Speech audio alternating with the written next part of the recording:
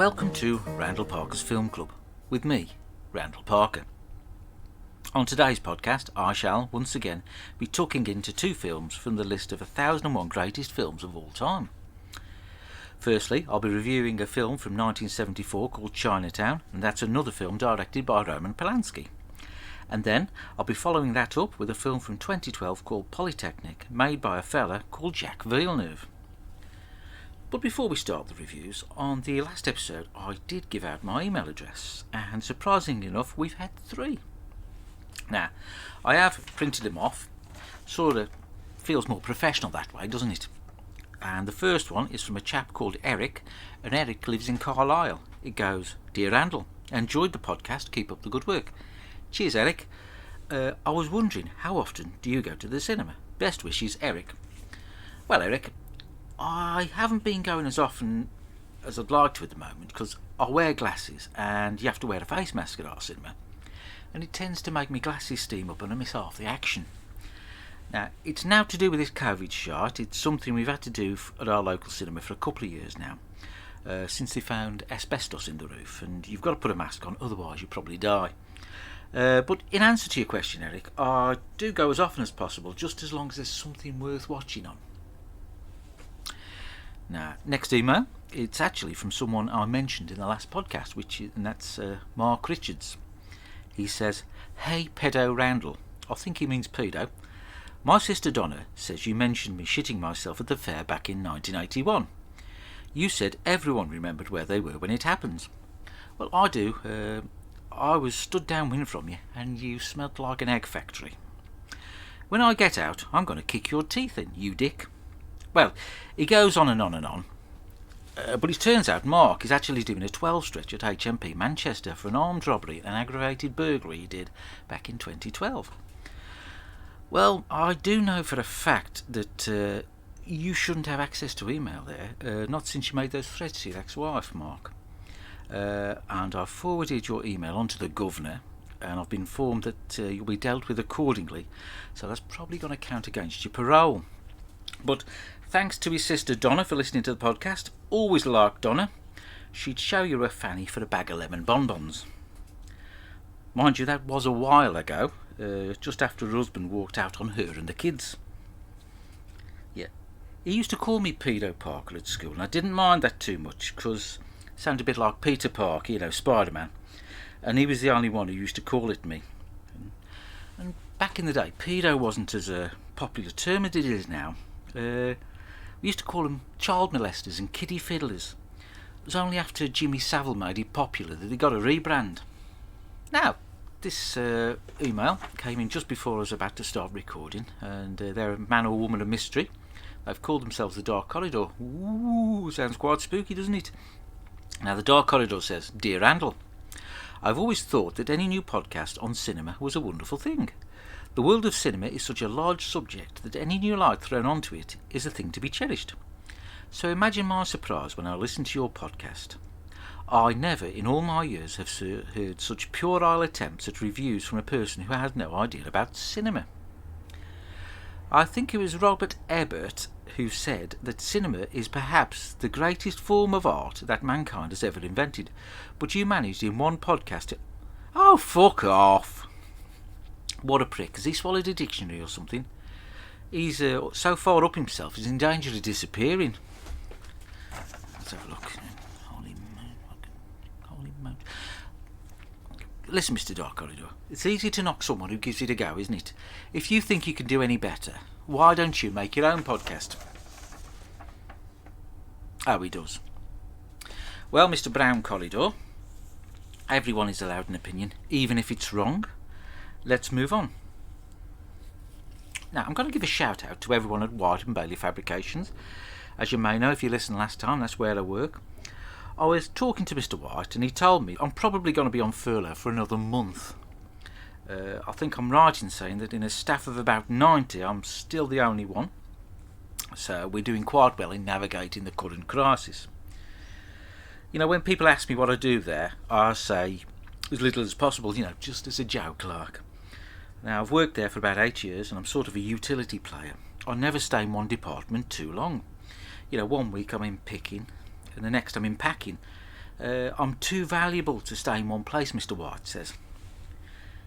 He's a lovely bloke, is Mr. White. He's like the father I never had. Anyway, let's crack on with the first review. What was that? Did you hear that? Was that Mum banging? Ah, no, I think it was just a car door. It's alright.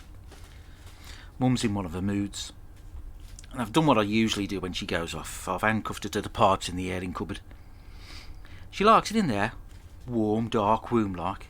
Usually leave her in there for a good couple of hours. I mean, she's got a flask of Horlicks and a bunch of bananas, so I shall keep her good for a few hours. So I thought I'd just crack on with this second episode of Film Club while she was in there. I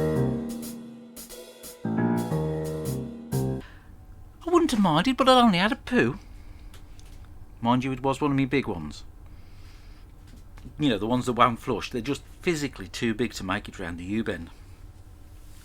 Normally she just gets one of the wire coat hangers out and goes at it a bit like Vera Drake, you know. But she didn't today. She just sort of stood there staring at it, sobbing. And then she started shouting and flew at me and bit me. Yeah, bit me right under the left tit. She left a mark and everything. Tell you what, for a woman of 73, she's got one hell of a temper. Yeah, bit me she has. So that's why I put her in the airing cupboard. Cooling off, you know. I don't know why she's so angry. I mean, it's her fault technically, because she fed me the shepherd's pie. She's quite handy, is me mum. I once saw her kill a fox with a bare hand. She sort of just picked it up and snapped it like a twig. She said it was coming for me and a maternal instinct kicked in. I can still hear all the kids who were visiting the wildlife centre crying. So I've had to deal with it. I've tied it up in an Asda bag and it's by the back door for the moment.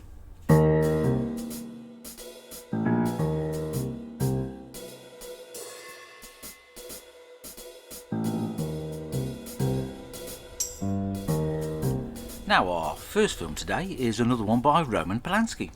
But this time, unlike Knife in the Water, there aren't any subtitles and it is in colour. Now this film is about a private investigator and he's played by Jack Nicklaus. And he seems to specialise in taking pictures of people who are shagging. Now it is set in the olden days, and this woman comes to Jack Nicklaus's office and asks him to follow her husband and take pictures of them whilst he's shagging some woman. Which he does, and the pictures end up in the paper, and it turns out that the woman who asked him to take the pictures wasn't his wife. Then the husband ends up being dead, and then Jack Nicklaus decides to investigate the death. Now if I was our Jack, I would have decided to draw a line under it and go back to just taking pictures of people shagging. Now, I won't go into detail because I don't want to spoil it for you, but there is more to it than meets the eye. From what I could gather, most of it was about shagging. Now for a film about shagging, you don't get to see much. I mean, there's not even a flash of knockers.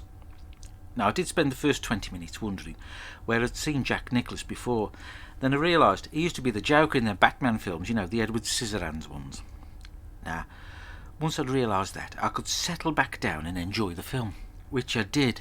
I really enjoyed it. Clocking in at 131 minutes, you might need to pause it at some point for a piss. So bear that in mind. Try to squeeze one out in the first hour as a lot happens later on in the film, and you don't want to miss the bit where the main lady gets shot in the head. Oh, sorry. Fuck. Spoiler alert. Spoiler alert. Yeah, my bad. Admittedly, it was a bit wordy in places and could have done with a few more car chases and shootouts. But don't let that put you off too much. Now, ratings wise, it was a thoroughly enjoyable film, and I'd probably put it on a par with something like Police Academy 4 Citizens on Patrol. A good solid film and highly enjoyable. And that's Chinatown, Jack. See what I did there?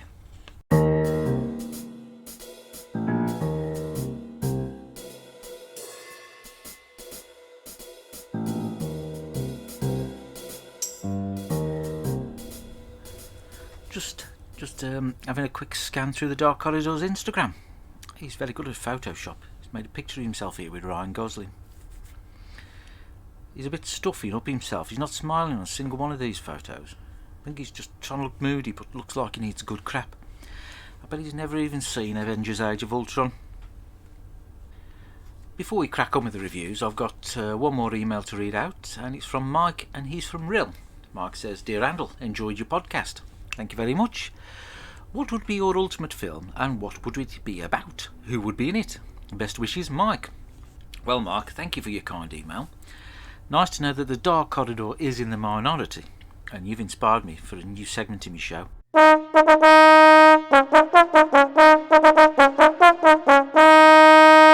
Films that what I would like to see. Thanks to me mate Ken for making that for me. So, in this section of the podcast, I'll come up with an idea or two for some films that what I would like to see. So my first idea is this one, The Passion Killer.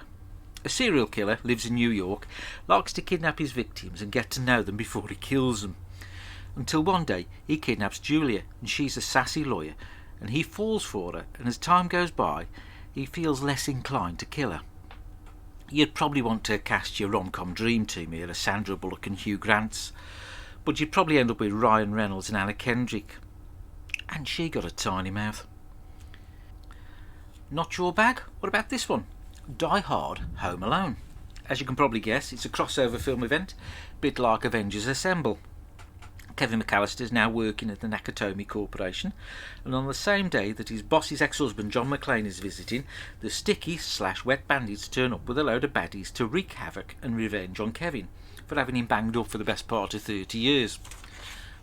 Kevin and John join forces and pick off the baddies one by one using guns, tins of paint and little toy cars. Obviously, all the original cast from both films would return for this. None of them seem to be doing much these days. I think we could get them in no problem. Now I know what you're thinking. You're saying, how do they know where Kevin works? This is the clever bit, right? Buzz, Kevin's brother, right, he's fallen into bad ways and he's ended up in the same prison as the sticky/wet bandits, and he's sold Kevin down the river for a big packet of fags. Right, hope you enjoyed that, and obviously, if any film companies out there would like to pursue the idea further, it is available for sale. So just drop me an email at randleparker1971@gmail.com. Now I'd just like to thank today's sponsor, and that's Dealer Dave's 24-hour party supplies. Dave will supply all of your party needs any time of day. All you got to do is text him with whatever you're after and he'll deliver them to your door within 20 minutes. He's written down a list of available goods here. They include beer, whiskey, vodka, weed, chisel, Jessup, monkey dust and horse. And he's currently got a batch of weapons grade skag. Not sure what that is, but it's probably one of those trendy Alco pops, isn't it? Although he doesn't actually mention it here on the list, I presume he also drops off sarnies, candles, French fancies, Walker's Max, share bags, things like that. You can call Dave on 07745 318 489 any time of day or night, or alternatively you can usually find Dealer Dave in his black Range Rover behind the old Woolworths. Great stuff, let's crack on.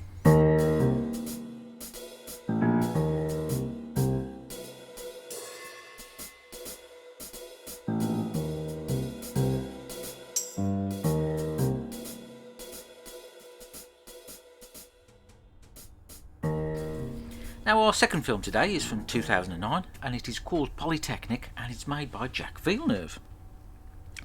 Now for those of you who don't know what a polytechnic is, in the olden days it was sort of like a university for people from council estates, and this film's set in one. Now I'm not sure how I feel about this film. Right, it's about some bloke who's had enough and decides to run around a polytechnic with a gun and shoot people. At first I thought, great, lots of gun action, good usage of the Ruger Mini 15 assault rifle, I thought. They'd got the sound of the gun down to a T, although his aim could have been a bit better. Anyway, after watching it, I found out this was a true story. So that took the shine off it for me.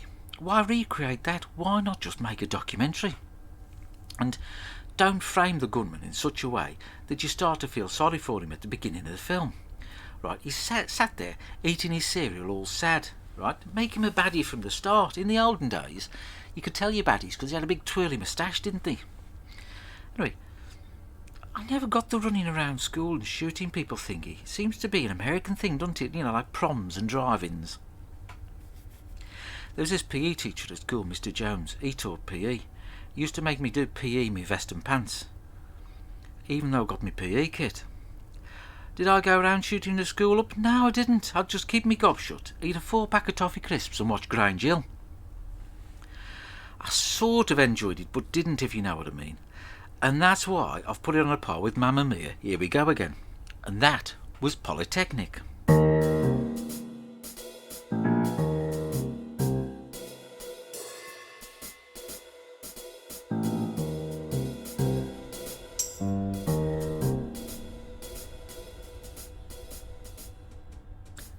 So, once again, thank you for listening to Randle Parker's Film Club. If you want to email me with suggestions or words of encouragement, that's randleparker1971@gmail.com. And thank you to Mark Richards, who emailed in. It was lovely to catch up and enjoy the rest of your sentence up there in Manchester. And do you remember that time when you called the teacher Mum? That was great, that was. Ta-ra for a bit.